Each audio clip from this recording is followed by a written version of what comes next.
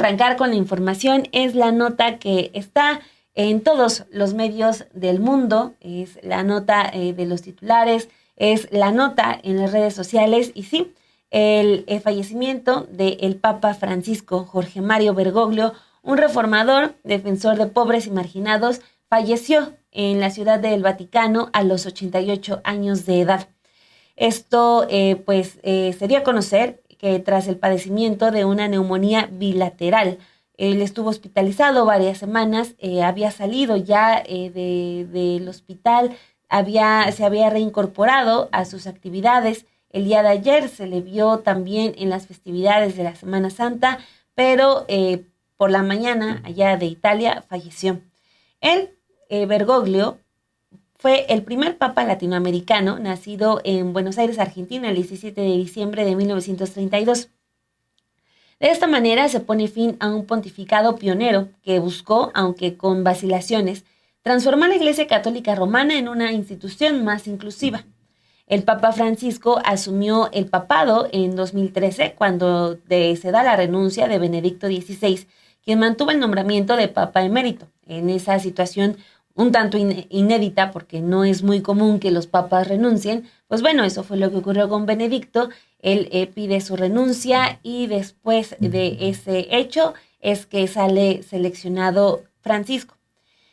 El domingo, o sea, apenas el día de ayer, el Papa estuvo por algunos minutos en la Plaza de San Pedro y durante su recorrido en el papamóvil se detuvo para bendecir a algunos niños. Líderes de todo el mundo expresaron sus condolencias a la feligresía y a la Iglesia institucional en la mañana de este lunes. En México, la presidenta Claudia Sheinbaum escribió en su cuenta de Twitter: muere el Papa Francisco, un humanista que optó por los pobres, la paz y la desigualdad. Deja un gran legado de verdadero amor al prójimo. Para los católicos y los que no son, es una gran pérdida.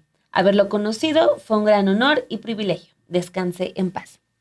Además, también la Santa Sede hizo público este hecho a las 9 de la mañana con 52 minutos hora local en un comunicado en donde informó: hace poco su eminencia, el cardenal Farrell, ha anunciado con tristeza la muerte del Papa Francisco con estas palabras: queridos hermanos y hermanas, con profundo dolor debo anunciar el fallecimiento de nuestro Santo Padre Francisco. A las 7:35 de esta mañana, el obispo de Roma, Francisco, regresó a la casa del Padre. Toda su vida estuvo dedicada al servicio del Señor y de su Iglesia. Nos enseñó a vivir los valores del Evangelio con fidelidad, valentía y amor universal, especialmente en favor de los más pobres y marginados.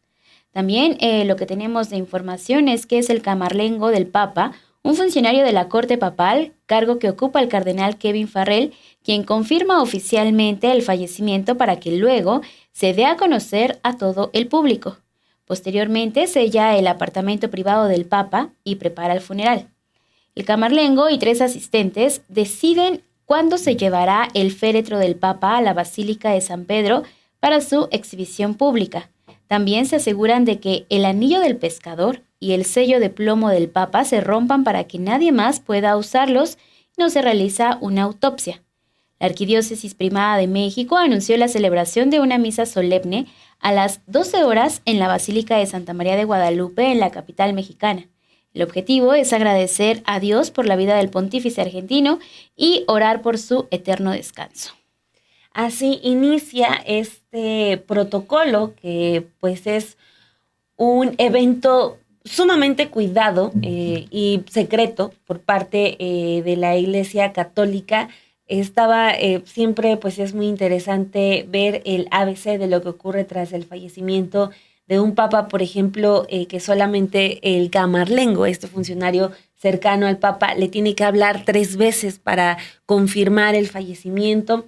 Luego esto de literal destruir el sello y el anillo para que no haya ahí como una falsificación de documentos. Y luego viene lo de los funerales, ¿no? Uh-huh. Que incluso se utilizan hasta 3 ataúdes distintos.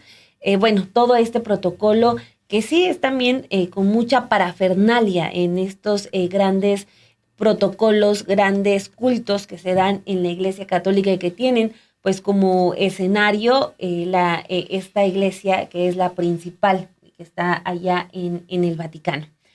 Aquí en México la relación con el Papa Francisco, pues primero fue muy cercana al ser pues el primer papa emanado de este continente, el primer papa latinoamericano, y el gobierno de Andrés Manuel López Obrador y en consecuencia el de la presidenta Claudia Sheinbaum, cada que tuvieron oportunidad le lanzaron comentarios positivos hacia su persona y hacia su actuar. En varias ocasiones el expresidente Andrés Manuel López Obrador consideró a Francisco como el dirigente político más importante del mundo. Dijo que la ideología política del líder católico coincidía con la suya, pues ambos apoyaban a las personas en situación de pobreza. Sin embargo, apenas asumió la presidencia, Andrés Manuel López Obrador solicitó al Vaticano que pidiera perdón a México por sus abusos cometidos durante la conquista. En septiembre del 2021 ofreció disculpas a los pueblos indígenas de México por los maltratos de la Iglesia Católica durante la evangelización de la Nueva España. Con motivo de los 200 años de la consumación de la independencia de México, el Papa Francisco envió un mensaje al gobierno mexicano. Es decir, pues se mostró abierto a, pues sí, ofrecer estas disculpas ante los hechos que ya han quedado registrados en la historia. Claro que es contrastante con la situación que se vivió con el rey, lo que llaman rey de España, que pues todo lo contrario, se desata ahí un conflicto diplomático que se mantiene hasta nuestros días, pero por parte de la Iglesia Católica, al menos cuando estuvo Francisco, pues sí hubo esa apertura para decir, si hay que pedir perdón, lo pedimos. Sí, también te acordarás cuando el expresidente Andrés Manuel López Obrador lo propone como parte de una triada que estaría llamando a esta tregua internacional para la paz, ¿no? O sea, en esos momentos cuando estábamos viviendo después de la pandemia de COVID-19, todo lo que se estaba recrudeciendo, también esta guerra entre Rusia y Ucrania. Él justamente, el expresidente Andrés Manuel López Obrador, hablaba de un cese al fuego, de un cese a la violencia, y allí es cuando propone a estas tres personas para que estuvieran al frente de las negociaciones, y él dijo en su momento que le correspondería al secretario general de la ONU, Antonio Guterres, quien debería de participar, y él dijo, el expresidente Andrés Manuel López Obrador proponía al presidente de la India, Narendra Modi, mejor aceptado en su pueblo, y él entendía que también llevaba buenas relaciones con China y con Rusia y también con Estados Unidos para tratar de calmar este ambiente bélico que se vivía. Otro personaje que dijo que proponía era el Papa Francisco por toda esta actividad y toda esta popularidad también que se ganó, hay que decirlo, durante estos años que estuvo al frente del Vaticano. Fue uno de los pontífices que más gente reconoció, volteó a ver incluso a la Iglesia Católica, y de esta manera también empezó a ganar reconocimiento internacional de otros líderes, no necesariamente de la Iglesia, que le estaban pues de cierta forma también dándole el aval para las acciones que estaba emprendiendo allí dentro de esta Iglesia Católica. Sin embargo, también el Papa Francisco se caracterizó por su acercamiento a los católicos LGBTIQ+. Sin embargo, en varias ocasiones tuvo que disculparse por expresiones que han sido señaladas como homofóbicas. Lo platicábamos incluso antes de mandar a este mensaje de la presidenta Claudia Sheinbaum, de cómo sí se da cuenta de estas acciones que mantuvo en su momento el Papa Francisco, pero que también de otro lado había una doble cara, parecía, ¿no? Para sí criticar todavía a estos sectores de la población. En al menos 2 ocasiones utilizó una palabra en italiano, frociaggini, que se usa como insulto, la cual se podría traducir como marica. Sobre el aborto, también en 2018, en un acto de asociaciones familiares, dijo que consideraba a este acto como un homicidio de niños y lo comparó con las prácticas nazis para purificar la raza. En diciembre de 2014, el Papa Francisco creó un grupo internacional de expertos para recomendar cómo proteger a los menores de edad, pero las víctimas que fueron integradas a esta comisión dimitieron rápidamente por lo que llamaron una falta de cooperación de los funcionarios vaticanos. En 2019 convocó a una prometedora cumbre antipederastia, tras la cual víctimas de abusos de integrantes de la Iglesia Católica la calificaron de decepcionante ante las endebles resoluciones que se tomaron. Sin embargo, en diciembre de ese mismo año, el Papa puso a disposición de los tribunales laicos las denuncias, testimonios y documentos de los juicios internos de la Iglesia. También muy criticada esta situación, Dani. Sí, lo comentábamos al inicio, que para muchos, pues sí se habla de que Francisco fue un papa progresista, pero al final de cuentas era un papa que obedece a una institución, que pertenece, que sirve a una institución que todavía tiene enraizadas en muchas prácticas que ya no van acorde con los tiempos. Por ejemplo, esto que ya mencionabas, Perla, las veces que tuvo que recular por expresiones pues muy desafortunadas, o por ejemplo, de referirse al aborto como homicidio de niños, que pues compara a las mujeres que deciden libremente interrumpir un embarazo como nazis, o sea, y que los médicos que ayudan o que interrumpen el embarazo son sicarios, ¿no? O sea, es sumamente delicado porque, e incluso salta porque en Argentina justo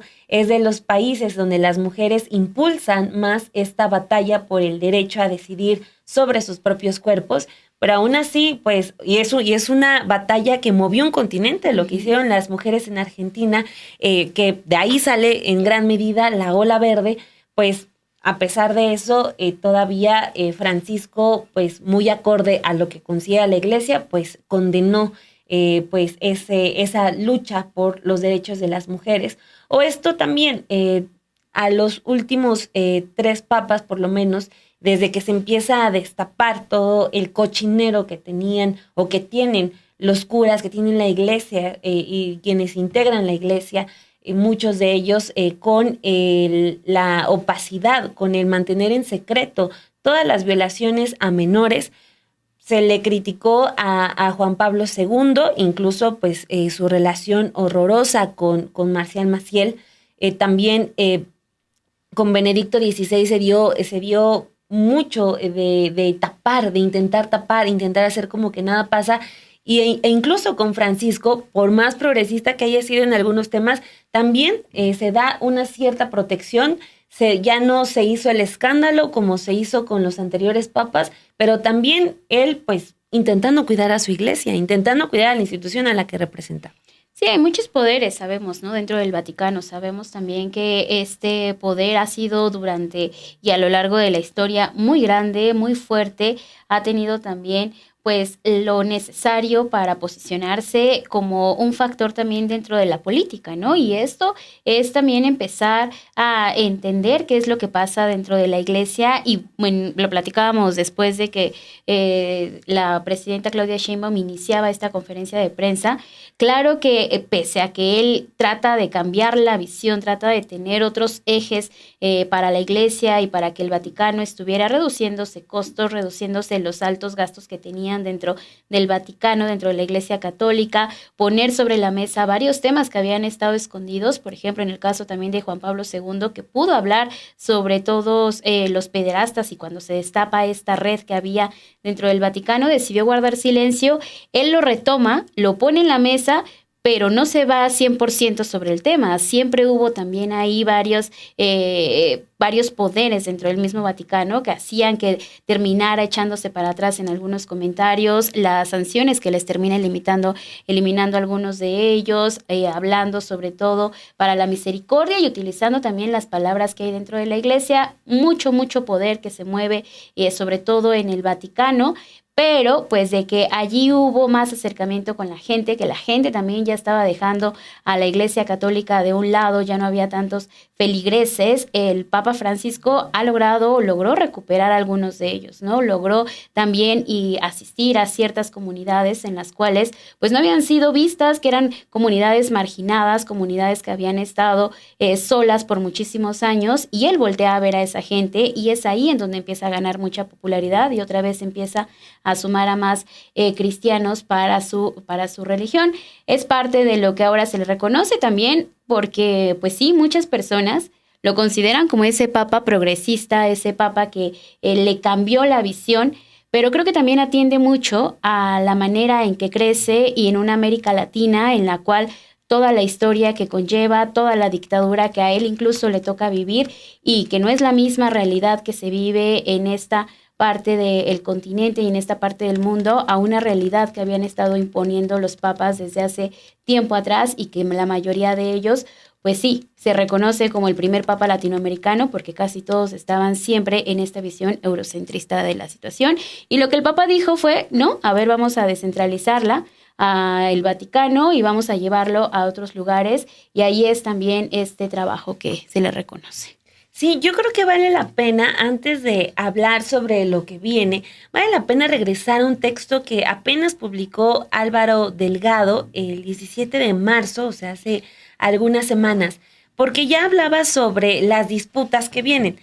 Él cuenta en su primer párrafo: mientras el Papa Francisco convalece y se avisó el fin de un pontificado que impulsó una teología progresista, desde el Vaticano se construye soterradamente un proyecto conservador para controlar a todas las universidades católicas del mundo, cuyos principales protagonistas son miembros de la organización secreta de ultraderecha, el Yunque, y otros personajes políticos. Vamos a ver este video porque nos sirve para dar pie a lo siguiente de lo que vamos a hablar, que es, pues, ¿qué sigue? ¿Quién sería el sucesor? Vamos a ver este video. La organización ultraderechista El Yunque está detrás de un plan secreto para tomar el control de universidades católicas en el mundo, según denuncia José Antonio Rosas Amor, exmiembro del grupo y director de la Academia Internacional de Líderes Católicos. El proyecto, tramado durante la convalecencia del Papa Francisco, involucra a dos figuras clave: Rodrigo Guerra López, alto funcionario del Vaticano, y Emilio Baños Ardavín, rector de la Universidad Popular Autónoma del Estado de Puebla, fundada por el Yunque en 1973. Rosas Amor, quien rompió con la organización, advierte que buscan colocar a Baños Ardavín como presidente de la Organización de Universidades Católicas de América Latina en junio. ¿A quién responderá? ¿A los rectores o a sus jefes secretos? Cuestiona. La estrategia incluye usar fachadas legítimas, como la Academia Internacional de Líderes Católicos, para avanzar con su agenda mientras operan en la clandestinidad con obispos y el propio Papa Francisco. Rocco Buttiglione, presidente de la Academia Internacional de Líderes Católicos y aliado de El Yunque, amenazó con sancionar a Rosas Amor por revelar el plan. Prefieren silenciar al denunciante que investigar, acusa. Documentos muestran que la trama se consolidó en una reunión de la UPAEP con Buttiglione y Lizardo Estrada del CELAM, donde se acordó también impulsar al costarricense Fernando Sánchez Campos en la Federación Internacional de Universidades Católicas. Guerra López y Baños Ardavín, ambos vinculados históricamente a El Yunque, niegan su pertenencia actual, pero Rosas Amor exige transparencia. Si ya no son miembros, ¿por qué ocultan su pasado? Critica el uso de la imagen del Papa enfermo como escudo y denuncia maniobras en medios católicos, como Desde la Fe, para limpiar su reputación. Una organización secreta no tiene lugar en democracias ni en la Iglesia, sentencia Rosas Amor. Recuerda que episcopados como el español ya alertaron sobre los riesgos de grupos clandestinos. El control de universidades, advierte, permitiría a El Yunque modelar ideológicamente a futuros líderes católicos y perpetuarse en el poder. Buttiglione convocó al Consejo de la Academia Internacional de Líderes Católicos para evaluar acciones contra Rosas Amor, en lo que sería un intento de destitución. No me arrepiento de hablar. La corrupción se combate con la luz, responde el denunciante, quien desafía a Guerra y El Yunque a debatir públicamente. El escándalo expone la pugna entre sectores conservadores y el papado de Francisco. Mientras El Yunque opera en las sombras, Rosas Amor insiste: la Iglesia no puede ser rehén de una logia. O actuamos con transparencia o repetiremos los errores que tanto daño han hecho. La próxima cumbre de la Organización de Universidades Católicas de América Latina podrá definir el futuro de este pulso silencioso.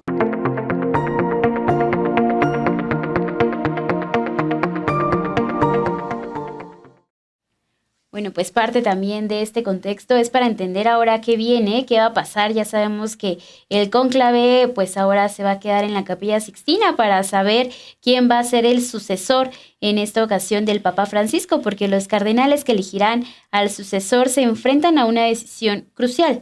¿Seguirán su camino hacia una iglesia más acogedora, global y colegial, o van a restaurar el enfoque más doctrinario y tradicional de sus predecesores.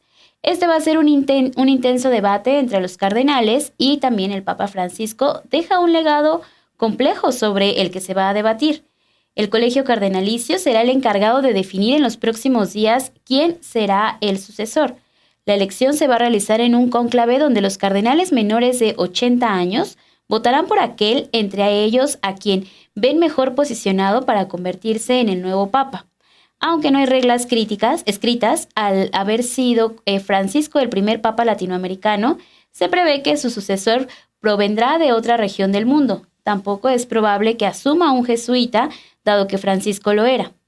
También lo que tenemos es que el Papa Francisco designó al 80% de los 140 purpurados que podrán participar en el cónclave, por lo que una probabilidad es que su sucesor tenga un carácter progresista. Sin embargo, la oposición que generó su papado en el sector conservador garantiza que éste querrá colocar a uno de los suyos en el llamado Trono de San Pedro.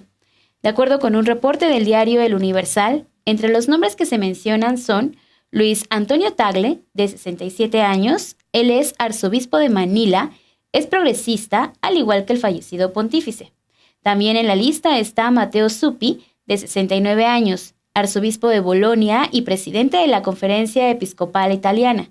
Es también un cardenal progresista y ha abogado por la inclusión de la comunidad LGBT. Pietro Parolin, de 70 años, es el secretario de Estado del Vaticano desde 2013 y una figura por demás influyente en esta curia, que también es parte de la lista. Está Willem Eijk, de 71 años. Él es arzobispo de Utrecht, en Países Bajos. Es un teólogo tradicionalista. Ha dedicado buena parte de su arzobispado para reestructurar parroquias. Peter Erdő, de 72 años, es arzobispo de Esztergom, Budapest, y primado de Hungría. En 2013 se le consideró un fuerte candidato a papa, aunque finalmente en ese momento llegó Francisco. También tenemos a Timothy Dolan, de 73 años, el arzobispo de Nueva York, también considerado papable en ese mismo año, tampoco llegó porque llega Francisco. Raymond Leon Burke, de 76 años, el cardenal estadounidense ultraconservador, y Fridolin Ambongo Besungu, de 65 años, arzobispo de Kinshasa, la República Democrática del Congo, otro de los cardenales creados por Francisco. Pues, por ejemplo, de este último, de Fridolin Ambongo, incluso sería el primer papa de raza negra, ¿no? Uh-huh. O sea, que podría llegar, si es que, o sea, es del grupo cercano a Francisco. Entonces, ahí viene la disputa. Imagínense, o sea, la cantidad de poderes políticos que hay dentro de esta decisión. Por algo es una reunión ultra secreta la que se hace, no puede salir ni un solo dato. Incluso los que forman parte de este grupo que decide al siguiente papa quedan aislados, se les puede excomulgar a quien rompa ese candado, ese lugar en el que están debatiendo sobre quién debe ocupar el lugar de Francisco. Entonces, pues así van a estar las cosas. Ya viene lo que todos conocemos de humo negro mientras no hay una decisión, hasta que por fin salga el humo blanco que indica que ya hay un nuevo papa. Ya hay un nuevo papa y claro que ahora pues vienen estos días de espera para saber qué es lo que va a suceder. Dice por acá Pepe Morales, decir progresista en la Iglesia Católica es que se es un poquito menos conservador. Sí, solo un poquito, porque de que la Iglesia está permeando sin duda alguna muchas de las situaciones que vivimos actualmente. Claro que sí, estamos viendo ello y claro que también pues hablar de que se puedan cambiar de un día para otro todos estos roles que se tienen avalados por el Vaticano, pues definitivamente no es así. Estas son imágenes en directo son las imágenes del domingo. Hay imágenes en directo del Vaticano, porque ya la gente también se está reuniendo, la gente está, pues sí, a la espera de que ya le puedan dar entrada para despedirse su fe, que es mucha de lo que los mueve y los lleva hasta este punto, pues es para darle el último adiós al Papa, que también lo que pedía, y después de que Él también hace estos cambios para que no sea un velorio y todo lo que viene ya muy excéntrico como normalmente se tenía, se bajó mucho el presupuesto para ello y va a ser más sencillo que en otras ocasiones, pero de que sí se va a exhibir el cuerpo del Papa, ahí va a estar. Bueno, pues les vamos a estar informando. Si quieren, más adelante regresamos a estas imágenes que ya son completamente en vivo sobre lo que está ocurriendo a las afueras de esta basílica, la más importante de toda la religión católica. Entonces, más adelante, si les parece, regresamos para que veamos, pues sí, un evento histórico, el fallecimiento del Papa Francisco.